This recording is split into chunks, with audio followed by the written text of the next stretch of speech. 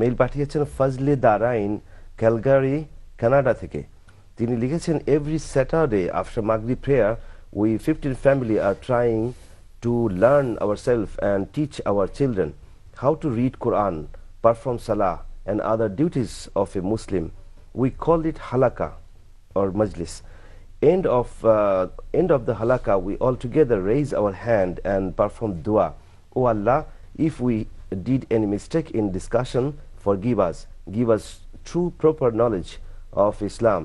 Give its rewards to Prophet sallallahu alaihi wasallam.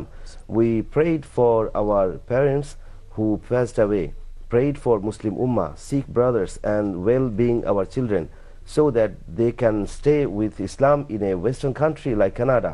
Is this type of dua by raising hand together after a halaka is bidah?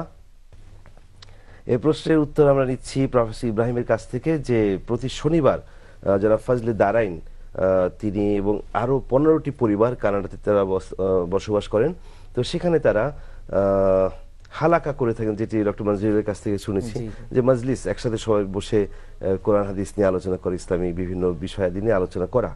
তো তারাও এরকম অনুষ্ঠান করে থাকেন। তো সেখানে এই অনুষ্ঠানের শেষে সবাইকে নিয়ে তারা আল্লাহর দরবারে হাত তুলে মোনাজাত করেন এবং সেই মোনাজাতে যে কথাগুলো তারা বলেন তা হচ্ছে যে আল্লাহ, আমরা যে আলোচনা করলাম দ্বীনি আলোচনা, যদি এতে কোনো ভুল হয়ে থাকে তো আমাদেরকে ক্ষমা করে দিন, আর এর সওয়াব রাসূল করিম সাল্লাল্লাহু আলাইহি ওয়াসাল্লামের রুহে পৌঁছে দিন। এরপরে মুসলিম উম্মার জন্য দোয়া করেন, তারপরে দরিদ্র মানুষদের জন্য, অসুস্থ মানুষের জন্য দোয়া করেন, সন্তানদের খায়রিয়াতের জন্য, ভালাইয়ের জন্য দোয়া করেন। তো তিনি জানতে চাচ্ছেন যে এভাবে হালাকা অনুষ্ঠান করা এবং অনুষ্ঠানের শেষে দোয়া করা, হাত তুলে আল্লাহর দরবারে এই দোয়াগুলো বিশেষ করে করাটা, এটা বিদার পর্যায়ে পড়ছে কিনা? জি, এই জাতীয় অনুষ্ঠান তো রাসূলুল্লাহ সাল্লাল্লাহু আলাইহি ওয়াসাল্লাম নিজেও করেছেন, আজীবনে করেছেন। তো তিনি কি করতেন এই অনুষ্ঠান শেষে? আল্লামা ইবনে সিন্নি একটি সহিহ হাদিস বর্ণনা করেছেন যে মা জালাসা রাসূলুল্লাহ সাল্লাল্লাহু আলাইহি ওয়াসাল্লাম মাজলিসান ওয়ালা সাল্লা সালাতান ওয়ালা তালা কুরআনান ইল্লা খাতামাহুন্না বিকালিমাত সুবহানাকাল্লাহুম্মা ওয়া বিহামদিকা আশহাদু আল্লা ইলাহা ইল্লা আনতা আস্তাগফিরুকা ওয়া আতুবু ইলাইক। যে রাসূলুল্লাহ সাল্লাল্লাহু আলাইহি ওয়াসাল্লাম যখনই কোনো অনুষ্ঠানে বসতেন, কোনো সালাহ পড়তেন বা কোনো কোরআন তেলাওয়াত করতেন, এই অনুষ্ঠানকে, সালাতকে, তেলাওয়াতকে এগুলি শেষ করতেন কয়েকটি কথা দিয়ে। সেই কয়েকটি কথাকে আমরা আরবিতে বলি কাফারাতুল মাজলিস। যে কোনো মজলিস অনুষ্ঠান করার পরে শেষ কথা হলো এগুলি, সুবহানাকাল্লাহুম্মা ওয়া বিহামদিক আশহাদু আল্লা ইলাহা ইল্লা আনত আস্তাগফিরুকা ওয়া আতুবু ইলাইক।